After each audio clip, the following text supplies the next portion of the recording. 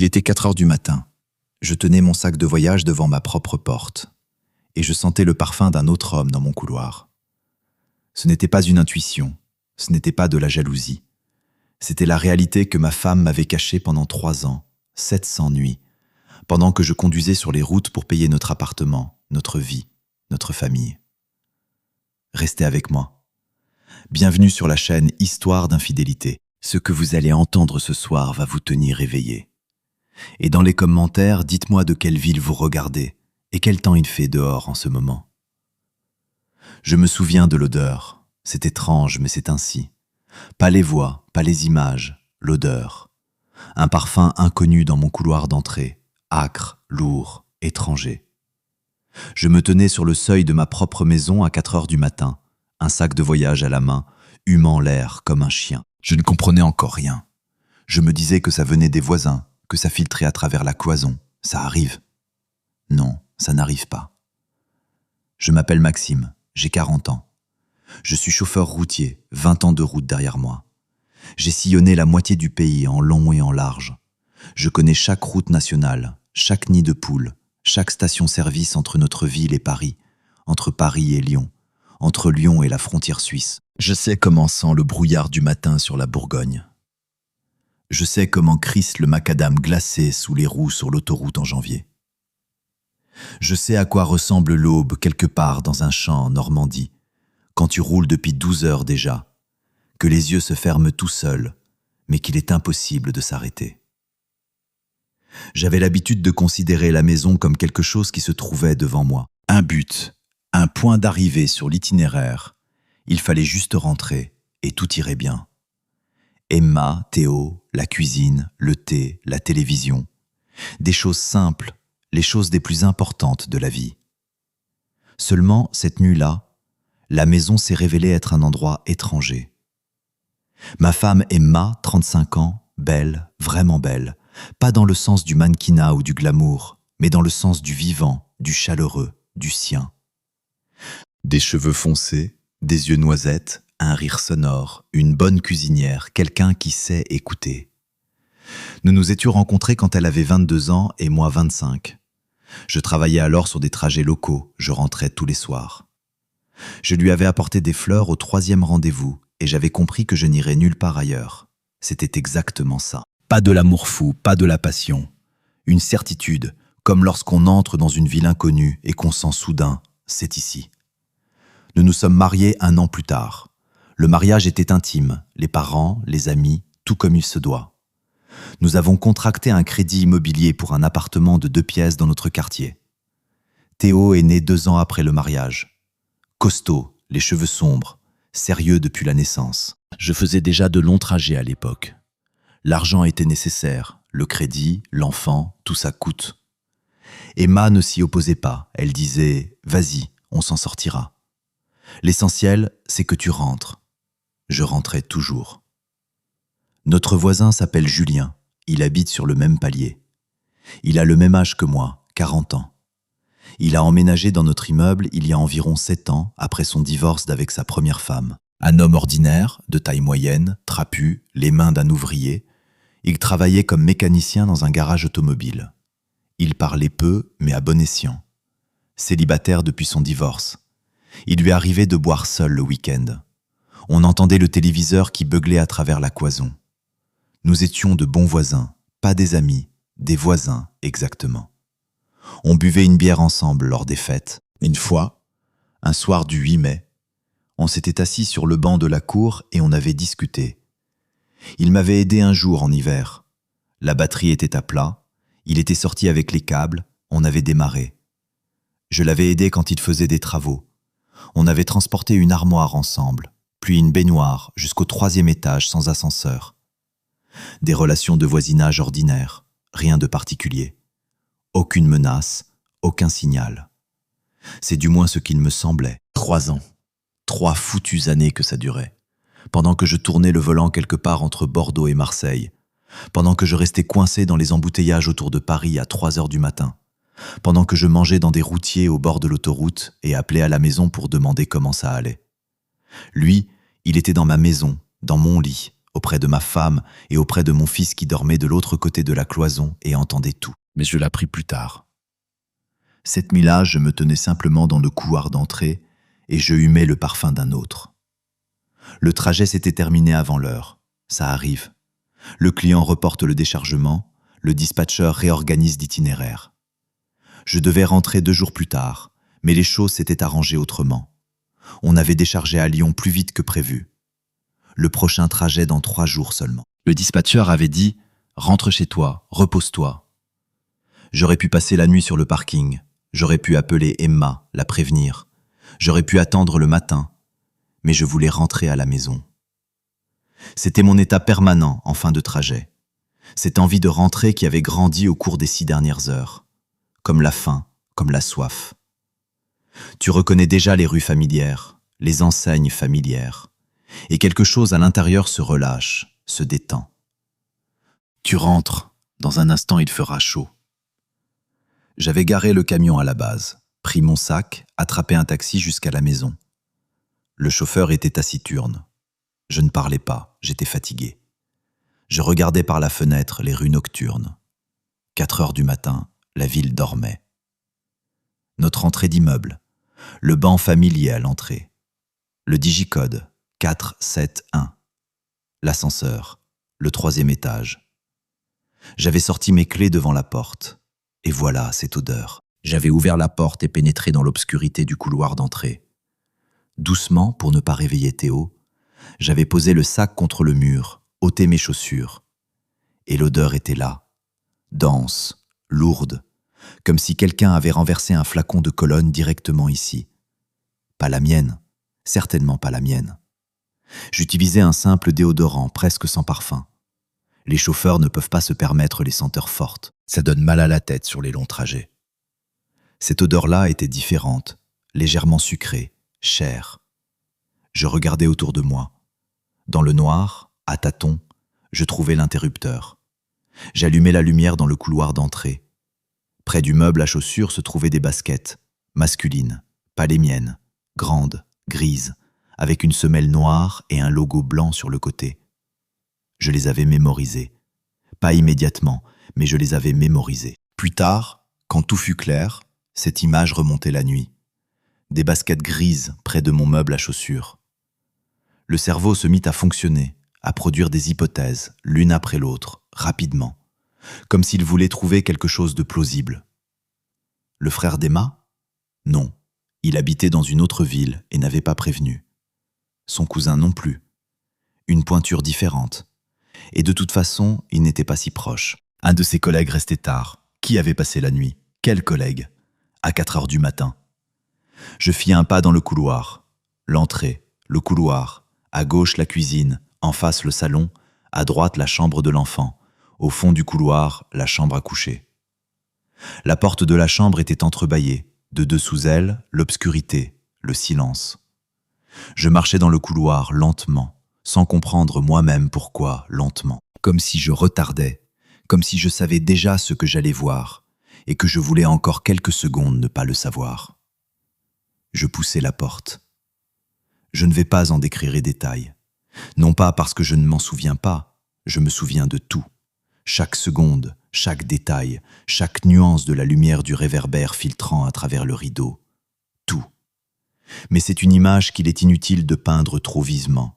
Vous comprenez ? Emma, Julien, mon lit, ma chambre, ma maison.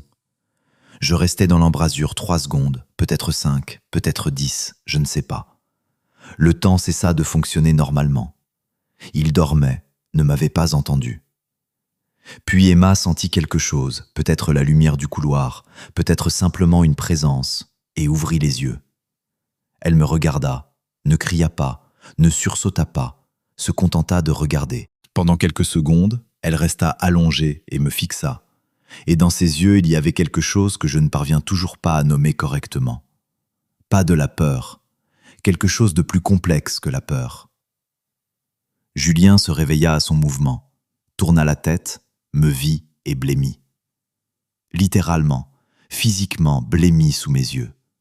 Le sang quitta son visage. Je voyais ses pensées se mettre en marche. Dans ses yeux, l'affolement, le calcul, la recherche d'une issue. Je prononçais un seul mot. Dehors. C'était pour lui. Il s'habilla en 3 minutes. Je comptais. Je me tenais dans l'embrasure et comptais les secondes. Il ne me regardait pas, s'habillait en silence, rapidement, se déplaçant comme pour s'excuser de chaque geste. Il trouva ses baskets dans le couloir d'entrée. La porte se referma. Emma et moi nous retrouvâmes seuls. Elle était assise sur le lit, enroulée dans le drap, et se taisait. Je me taisais aussi, la regardais, pensais au nombre de fois où j'étais entré dans cette chambre et où tout était normal. Au nombre de matins où je m'étais réveillé ici en me disant « Bien, à la maison tout va bien ». Et tout ce temps. Je me retournai et allai à la cuisine. J'allumai la lumière, mis la bouilloire, m'assis à la table, regardai par la fenêtre. Dehors, le jour commençait à se lever. Un ciel gris, des branches nues dans la cour. Une matinée ordinaire. Je ne pleurais pas, ne criais pas. À l'intérieur, il y avait quelque chose pour lequel je n'ai pas de mots justes. Pas même de la douleur. Un vide, mais dense, comme si on m'avait bourré l'intérieur de coton. Je restais assis et écoutais la bouilloire siffler. Emma arriva 20 minutes plus tard, habillée, coiffée. Je ne comprenais pas comment elle avait eu le temps de se coiffer. Cela me frappa pour une raison à part. Elle s'arrêta dans l'embrasure de la cuisine. « Maxime !» Je ne répondis pas. « Maxime, écoute-moi. » Je versai l'eau bouillante dans la tasse, y plongeai le sachet de thé.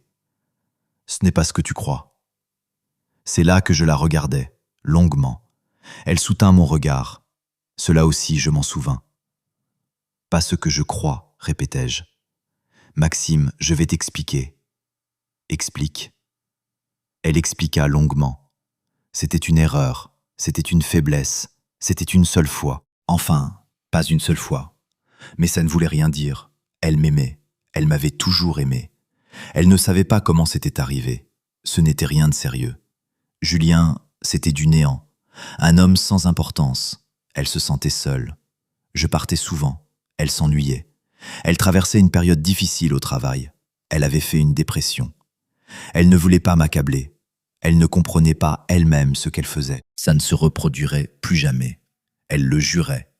Elle ferait tout ce que je lui dirais, pourvu qu'on ne détruise pas la famille, pour Théo, pour nous, pour tout ce qu'il y avait eu. J'écoutais, buvais mon thé, regardais la table, puis demandais « Depuis combien de temps ça dure ?» Un silence. Je la regardais et voyais qu'elle évaluait, dire la vérité ou mentir. Combien avouer pour que ça semble grave, mais pas catastrophique? Quelques mois, dit-elle. Je hochai la tête, me levai, pris un oreiller dans le placard, une couverture, m'allongeai sur le canapé du salon, fixai le plafond.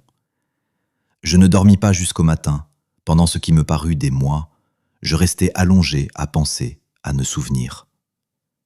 Quand on se met à se rappeler avec ce nouveau savoir, beaucoup de choses prennent leur place. Ces étrangetés auxquelles tu n'avais pas voulu prêter attention, ces moments que tu t'étais toi-même expliqué autrement. Désormais, les pièces s'assemblaient différemment, tout différemment.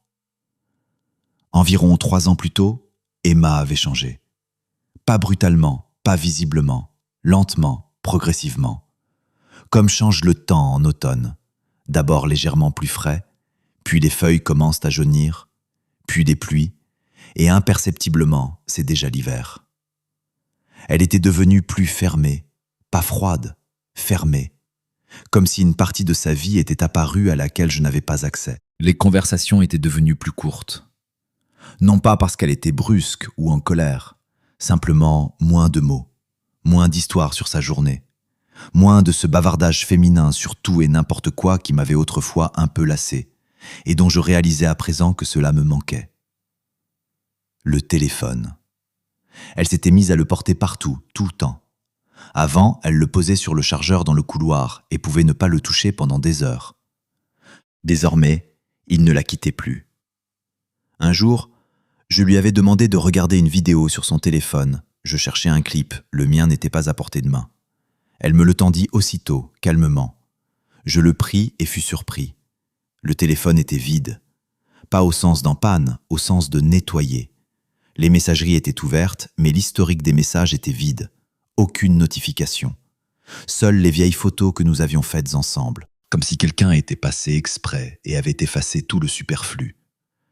Je m'étais dit alors, c'est étrange, mais je n'avais rien dit. Pourquoi ?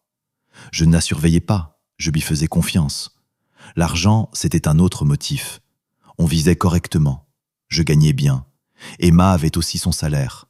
On avait soldé le crédit immobilier 3 ans auparavant, juste au moment où tout cela, je le comprends maintenant, avait commencé. On ne visait pas dans le luxe, mais sans manquer de rien. Et soudain, elle se mit à dire que l'argent ne suffisait plus. Par petites touches, par petits riens. Tantôt les courses coûtaient plus cher. Tantôt Théo avait besoin de quelque chose. Tantôt des dépenses pour la maison. Je donnais, sans compter. Un mari doit subvenir aux besoins de sa famille. C'est ainsi que je concevais mon rôle. Si ma femme disait qu'il le fallait, c'est qu'il le fallait. Une fois, je tombais par hasard sur le relevé de notre carte commune. Je ne la cherchais pas intentionnellement. Elle était simplement posée sur la table et je regardais. Des retraits en espèces, réguliers, tous les 15 ou 20 jours. Des sommes modestes, 400, parfois 700 €. Dans le mois, 2000 à 2500 € en liquide. Je posai la question. Emma expliqua calmement. Elle avait pillé le camp de Théo, fait réparer le robinet de la salle de bain, remboursé une amie. Tout était logique. Tout sonnait normalement. Je ne vérifiais pas. Il y eut un épisode. Je rentrais d'un trajet plus tôt que prévu, mais en plein jour, pas de mie.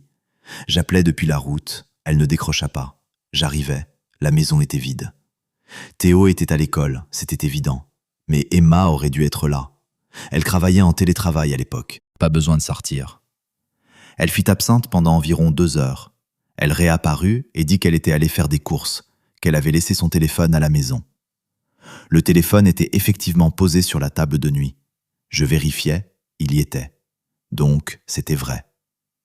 Sauf que dans la cuisine se trouvaient 2 verres, proprement lavés, encore humides, et la machine à café était tiède. Je regardais les verres, touchais la machine à café et me dis « ce ne sont que des verres ». Peut-être qu'elle avait bu 2 fois le matin. Peut-être qu'elle avait renversé quelque chose et recommencé, que sais-je. Tu comprends comment ça fonctionne. Le cerveau te protège de ce qui ferait trop mal. Tu vois un indice et aussitôt tu construis une explication. Parce que si tu ne construis pas d'explication, il faut aller plus loin dans ta réflexion. Et aller plus loin, c'est arriver là où tu n'es pas prêt, à la destruction, à la fin. Et tu préfères expliquer 2 verres par la fatigue plutôt que par ce qu'ils étaient vraiment. Un imbécile. Simplement un imbécile. Théo, mon fils, 10 ans, les cheveux sombres, les pommettes saillantes, sérieux, intelligent, d'une maturité étrange pour son âge. Ça se voyait depuis sa toute petite enfance. Il parlait peu, pensait beaucoup. Tout crachait son père, disaient tous. Je l'adorais. Ce mot « adorait » paraît trop grand, mais il n'y en a pas d'autre. Je faisais de longs trajets, en partie pour lui, pour qu'il ait tout ce qu'il faut. Les activités, l'école, le camp d'été, pour qu'il ne manque de rien. 4 mois avant cette nuit, nous étions assis ensemble le soir, on jouait à la console. Emma était sortie quelque part. Nous étions seuls, tous les deux, tranquilles. L'écran clignotait. Et soudain, Théo dit, sans quitter l'écran des yeux, « Papa, le monsieur Julien, il passe nous voir quand tu n'es pas là. » Je ressentis quelque chose de froid. Je ne compris pas tout de suite quoi. Simplement, quelque chose bougea à l'intérieur. « Il vient souvent ?» demandai-je calmement. Il haussa les épaules. « Des fois. » « Pourquoi il vient ?»« Comme ça. Il s'assoit avec maman et il parle. » Je vois. Il m'a apporté un chocolat une fois. Un silence. « Tu l'as remercié ?»« Ouais. » Et voilà. La partie continua. Je fixais l'écran et ne voyais rien, seulement des images qui clignotaient.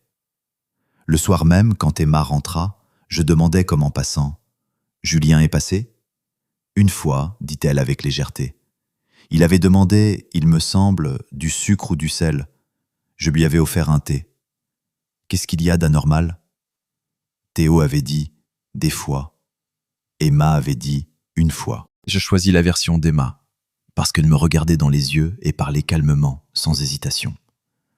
Parce que je voulais croire. Parce que croire l'enfant, c'était continuer à réfléchir, et je ne voulais pas continuer à réfléchir. Pendant 3 mois après cette conversation, je ne fis rien. Je partis en trajet, rentrai à la maison, vécus comme je vivais. 3 mois.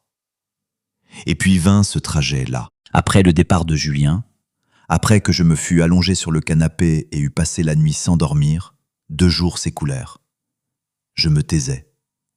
Emma tournait autour de moi avec précaution, comme autour de quelque chose d'imprévisible. Elle essayait d'engager la conversation. Je répondais brièvement.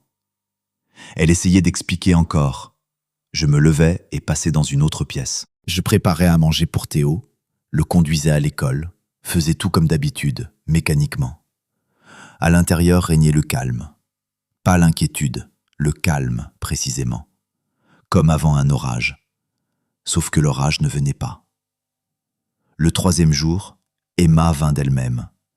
J'étais assis dans la cuisine avec nos cafés. Elle entra, s'assit en face, posa les mains sur la table, me regarda droit dans les yeux. « Maxime, je dois te dire la vérité. Tu ne l'avais pas encore dite entièrement. » Je levai les yeux, la regardai, attendis. « Quelques mois, c'était faux, dit-elle. La voix égale, comme si elle rendait des comptes. Ça a commencé il y a 3 ans. 3 ans. Je pris ma tasse, bus une gorgée, la reposai, regardai la table. Il y a 3 ans, nous avions soldé le crédit immobilier. Il y a 3 ans, j'étais passé au long trajet. Il y a 3 ans, Théo avait 7 ans et entrait en 2e année. Il y a 3 ans, Julien venait d'emménager dans notre immeuble, après son divorce. Tout coïncidait, tout s'alignait en une seule ligne droite. « Pourquoi tu me le dis maintenant ?» demandai-je. « Parce que tu as le droit de savoir. Pendant 3 ans, tu estimais que je n'avais pas ce droit. » Elle baissa la tête. « Je ne cherche pas à me justifier. Tu veux que je pardonne, tu as peur. Pas parce que tu as honte, parce que tu as peur. » Elle ne répondit pas. Ce silence valait plus que n'importe quelle réponse. Je sortis sur le balcon, trouvai quelque part un vieux paquet de cigarettes. Je ne savais pas à qui il appartenait. Il traînait là depuis longtemps. J'en allumai une. Moi qui ne fumais plus depuis 8 ans. Je restais là, regardant l'entrée voisine. Les fenêtres de Julien, 3e étage, la 2e à droite. La lumière était allumée. 3 ans. Je commençais à compter. Environ 30 à 35 longs trajets sur cette période, 2 semaines chacun. Cela représentait près de 700 nuits loin de la maison. 700 nuits. Et combien d'entre elles il avait passé ici? Je jetai la cigarette en bas, rentrai. « Il a dormi ici ?» demandai-je. « Dans l'appartement? Dans notre lit ?» Emma était assise là où je l'avais laissée. « Maxime, réponds-moi juste. » Elle ne répondit pas, mais son visage répondit à sa place. C'est là que quelque chose me submergea. Pas un cri, pas une crise de nerfs, quelque chose de dense et de sombre. Comme si une masse très lourde s'était posée sur moi et appuyée lentement. Il avait dormi ici, dans mon lit, pendant que mon fils dormait de l'autre côté de la cloison. Je sortis de l'appartement, descendis, m'assis dans ma voiture, restai simplement dans l'obscurité à respirer. Je respirais et pensais. Je pensais longtemps, 2 heures peut-être. Le moteur éteint, l'obscurité, la rue déserte. Je pensais à Théo. Il avait grandi dans cette maison pendant ces 3 années.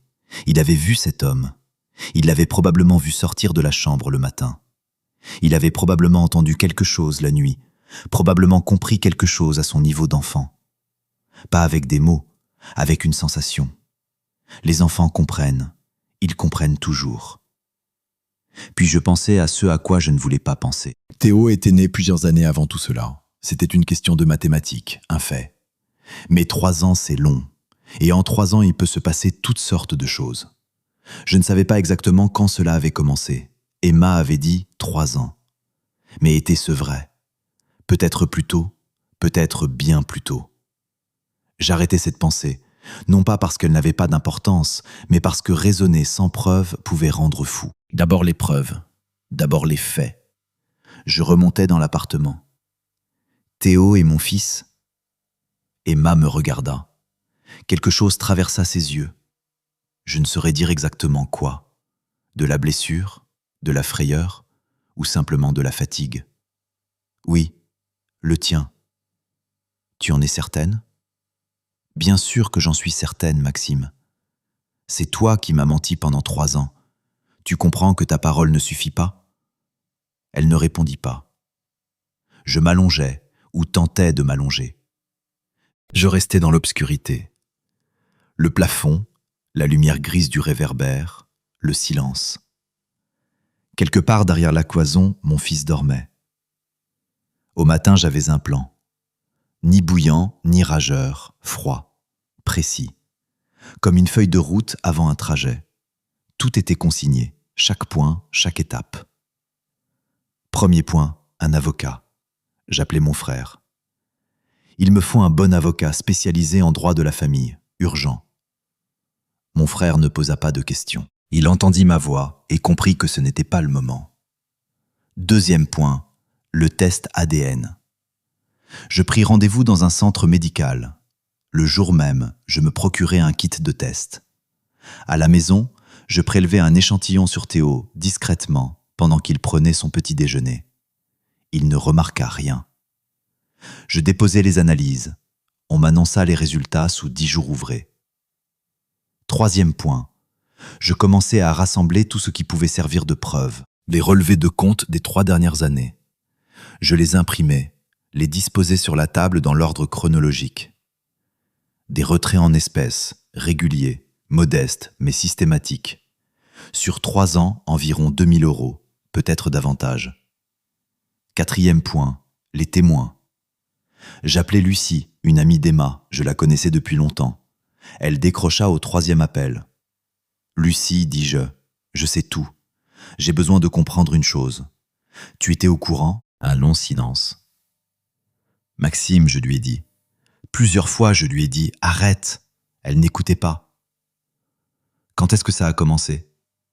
Lucie se tut un instant. « Il y a environ 3 ans et demi, je crois. Je ne sais pas exactement. Ils sont partis ensemble quelque part, 2 ou 3 fois. Elle disait que c'était pour le travail. » Quand Lucie se souvint des dates approximatives, je les notais.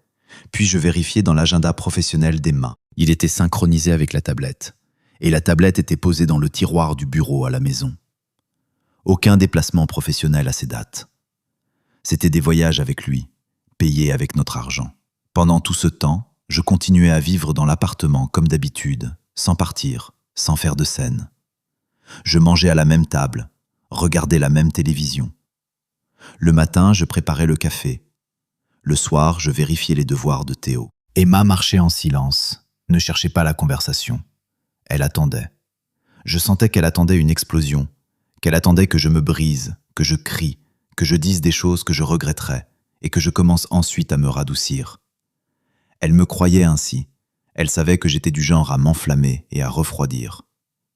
C'est ce qui s'était passé dans les premières années du mariage. Seulement là, c'était différent. Je ne m'enflammais pas. Je suivais le plan. Le 5e jour, je croisai Julien dans l'entrée de l'immeuble.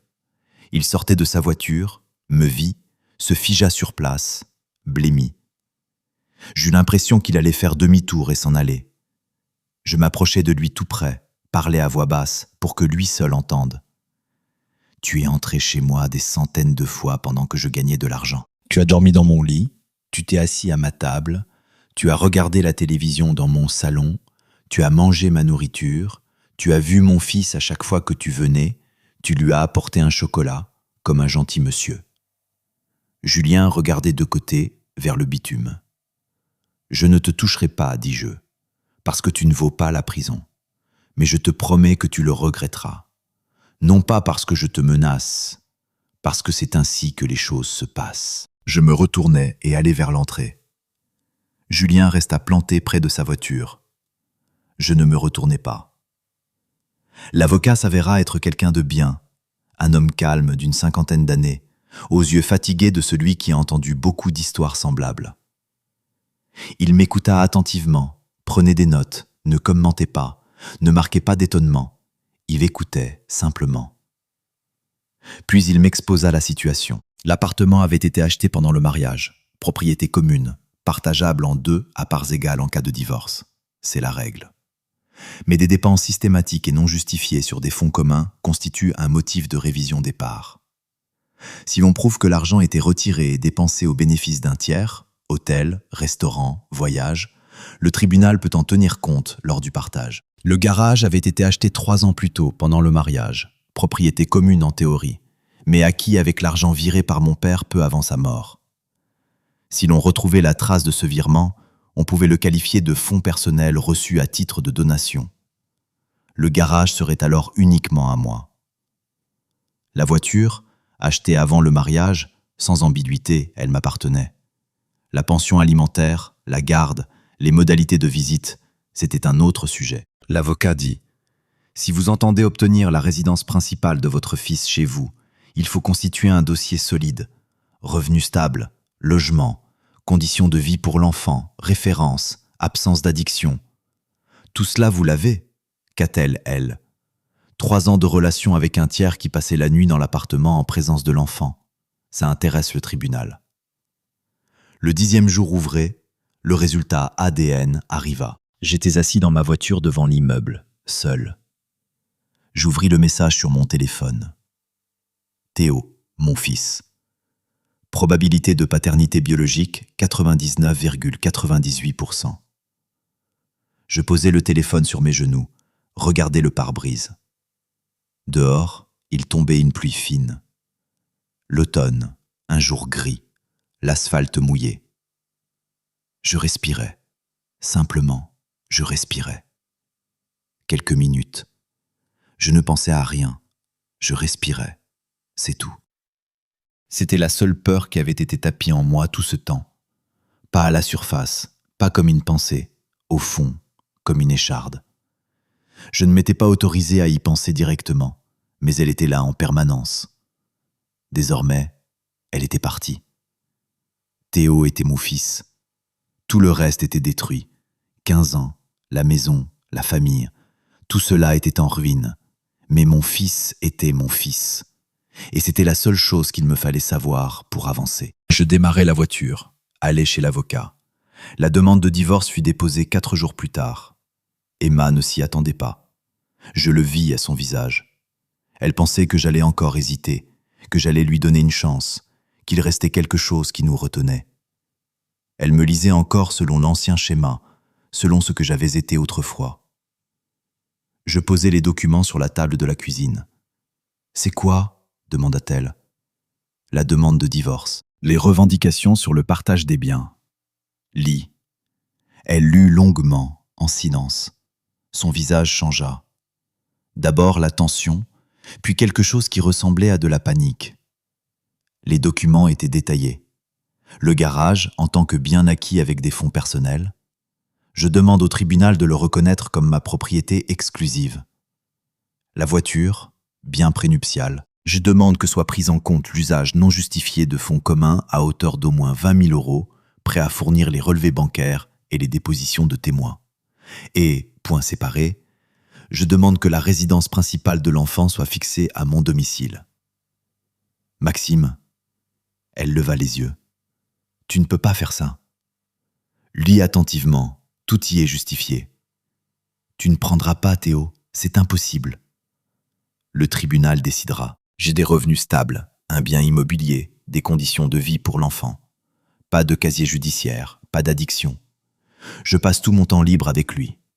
Et toi, tu as 3 ans de relation avec un tiers qui était régulièrement présent dans l'appartement en présence de l'enfant. Ça aussi, c'est important pour le tribunal. Elle pleura. Pas tout de suite. Elle blêmit d'abord, puis les larmes vinrent. Je la regardais et ne ressentis rien. Ni colère, ni satisfaction, ni pitié. Simplement rien. Comme lorsqu'on regarde un écran de télévision, on voit les images, on comprend ce qui se passe, mais ce n'est pas le sien. Maxime, tu veux me détruire ? Non, je veux la justice. Ce sont 2 choses différentes. Pour Théo, pour ce qu'il y avait entre nous. C'est précisément pour lui que je fais tout ça. Je me levais, passais dans le salon, allumais la télévision pour ne plus entendre la cuisine. Le procès dura 3 mois. Audience, documents, témoins. Je me présentais à chaque fois, répondis calmement, sans émotion. L'avocat me dit que cela faisait bonne impression. Un homme qui se maîtrise dans une situation difficile, le tribunal y fait attention. Lucie témoigna, confirma les dates, confirma les faits de la relation. Elle parla doucement, mais clairement. Emma était assise en face et regardait son amie. Je vis ce visage-là. Une trahison de l'autre côté. La boucle était bouclée. Julien fut lui aussi convoqué. Il arriva terne, éteint, le regard rivé sur la table, répondit par monosyllabes, ne me regarda pas une seule fois pendant toute l'audience. Pas une seule fois. Pour le garage, on retrouva le virement depuis le compte de mon père peu avant sa mort. Le montant exact correspondait au prix du garage. Le tribunal le reconnut comme bien personnel.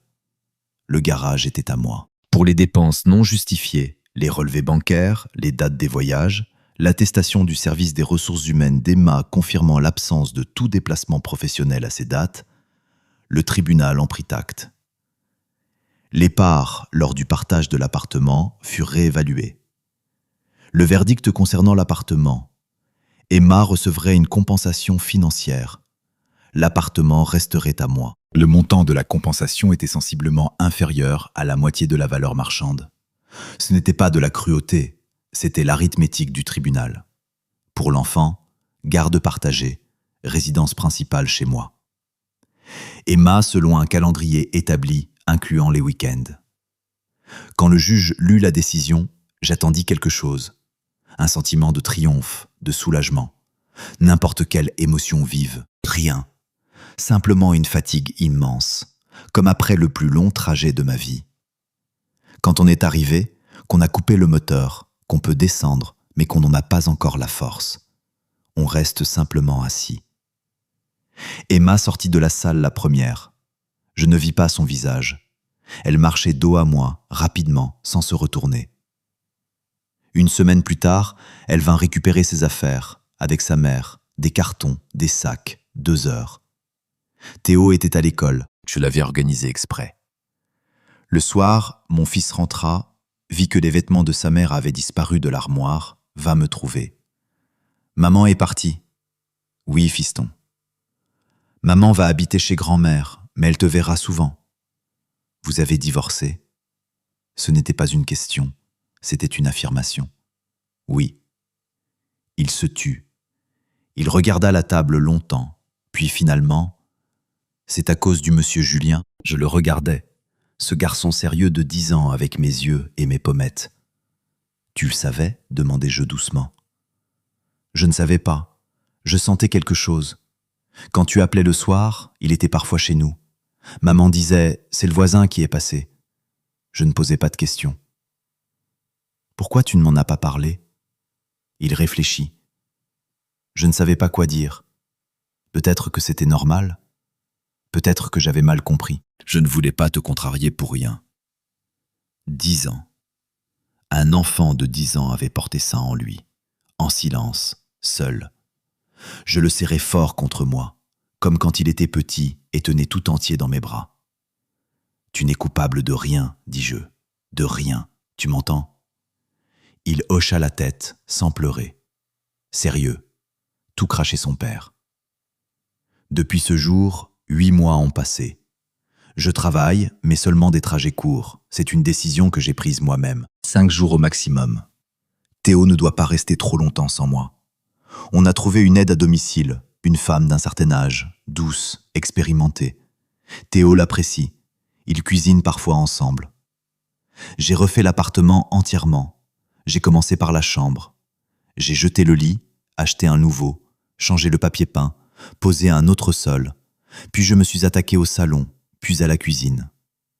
Quand on modifie un espace physiquement, ça aide. Je ne sais pas comment l'expliquer. Simplement, ça aide. Avec Emma, uniquement le nécessaire, uniquement ce qui concerne Théo. Quand elle vient le chercher, quand elle le ramène, comment ça se passe à l'école, ce qu'il faut acheter. Court, sans superflu. Elle a essayé plusieurs fois d'orienter la conversation vers autre chose, vers nous, vers ce qui avait existé. Je ne suivais pas. Julien est parti. Il a vendu son appartement ou l'a mis en location, je ne sais pas exactement. Je ne l'ai pas vu depuis plusieurs mois, ça me convient. Qu'est-ce que je ressens maintenant? Pas de la colère. La colère, c'est quelque chose de brûlant, ça refroidit depuis longtemps. Pas de la rancœur. La rancœur, c'est quand on attend encore quelque chose d'une personne. Je n'attends plus rien. Pas du vide non plus. Le vide, c'est quand il n'y a rien. Moi, j'ai un fils, un travail, un appartement qui ne sent désormais que nos affaires à nous. J'ai la route, longue, familière, la mienne. J'ai le silence. Un silence étrange, inhabituel. Celui qui vient quand il n'y a plus rien à craindre. Quand tu pars en trajet et que tu sais avec certitude que tout va bien à la maison, que l'enfant est surveillé, que quand tu rentreras, pas de surprise, pas de basket inconnue près du meuble à chaussures. Ce silence a un prix. Je l'ai payé cher. Je ne sais pas si j'ai tout fait comme il fallait. On aurait sans doute pu faire autrement. On aurait pu donner une chance. On aurait pu essayer de préserver la famille. Pour le fils, pour l'histoire commune, pour 15 ans de vie partagée. Seulement voilà une chose. Pendant 3 ans, elle choisissait à ma place ce que j'avais le droit de savoir ou non. Pendant 3 ans, elle gérait ma réalité. Elle disait « Tu es fatigué, tu inventes, tu réfléchis trop ». Pendant 3 ans, j'ai vécu dans une maison qui n'était pas ce qu'elle semblait être. J'ai simplement repris le droit de décider moi-même, de voir ce qui est, d'appeler les choses par leur nom, de construire ma vie sur ce qui est vrai et non sur ce qu'on me montrait. Sans théâtre, sans violence, sans rien de superflu. Froidement, précisément, selon la loi. Je suis chauffeur routier, 20 ans de route. J'ai l'habitude d'aller jusqu'au bout de l'itinéraire, même quand la route est mauvaise, même quand il fait noir, même quand on est seul dans la cabine et que des centaines de kilomètres restent devant soi. L'essentiel, c'est de ne pas s'arrêter. Je suis arrivé.